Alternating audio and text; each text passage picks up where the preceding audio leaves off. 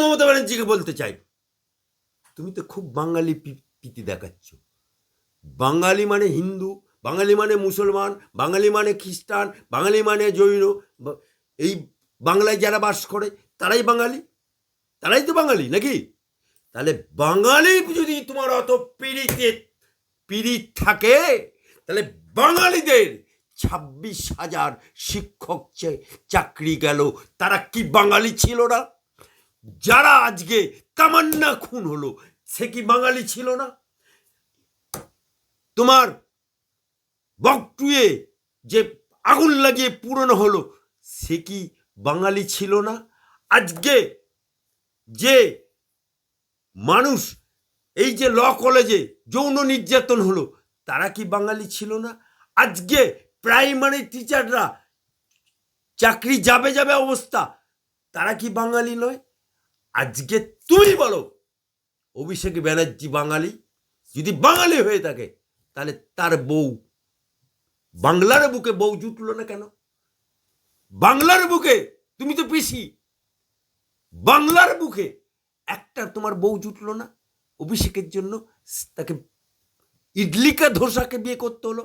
আজকে বহরমপুরে যে প্রার্থী হয়েছে ইউসুফ পাঠান, সেখানে তোমার বাঙালি প্রার্থী জুটলো না?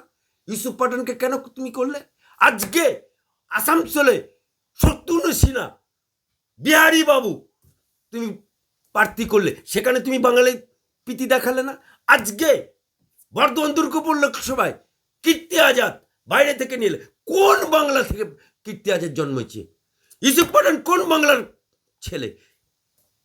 বিহারী বাবু কোন বাংলার ছেলে? তুমি তো অবাঙালিদেরকে টেনে নিয়ে এসে প্রার্থী করেছো, আবার বাঙালি প্রীতি দেখাচ্ছে। ওরে আমার খালা রে, ওরে আমার খালা আপ্পা রে। আঘাত করলে বুঝবেন আহত বাঘ কত ভয়ঙ্কর। আমি আহত বাঘ, বুঝিয়ে দেবো ভালো করে। তুমি আহত বাঘ না, তুমি হচ্ছ বাঘের মাসি আর বনের মিনি বিড়াল।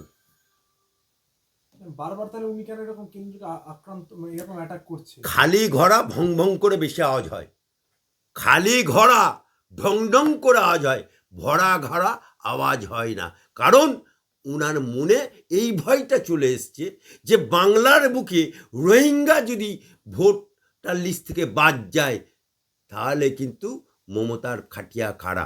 বাংলার বুকে দিল্লিতে যদি 15% মুসলমান ভোট, যারা 27 বছর ধরে বিজেপিকে হারানোর জন্য ভোট করত, সেই মুসলমানরা 15% মুসলমানরা গদগদ একদম মুসলমান এলাকা গদগদ বিধানসভাতে কমল খিলিয়ে দিল, এবং দিল্লিতে 15% মুসলমান বিজেপিকে জিতিয়ে আজকে রেখা গুপ্তকে মুখ্যমন্ত্রী করে দিল।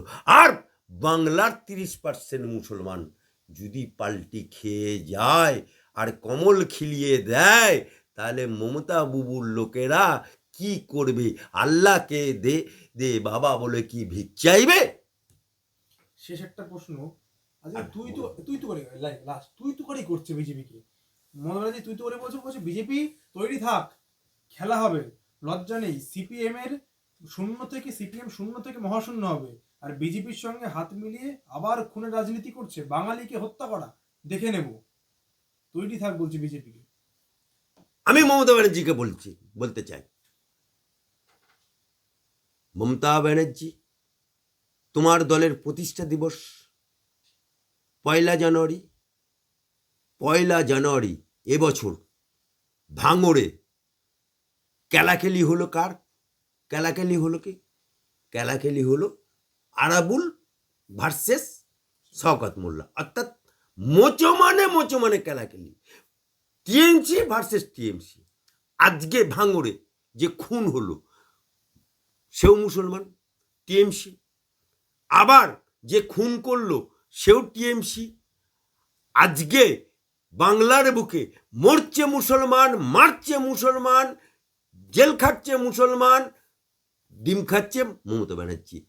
তাই মুসলমানরাও এবার জাগতে শুরু করেছে, আর বিজেপিকে डर हट गया मुसलमानদের। जितना डर तुम्हारा देखाने था मुसलमान को, वो डर हम लोग दूर कर दिया और हिंदू को शुभेंदु अधिकारी जितना दम लगे लगा दिया।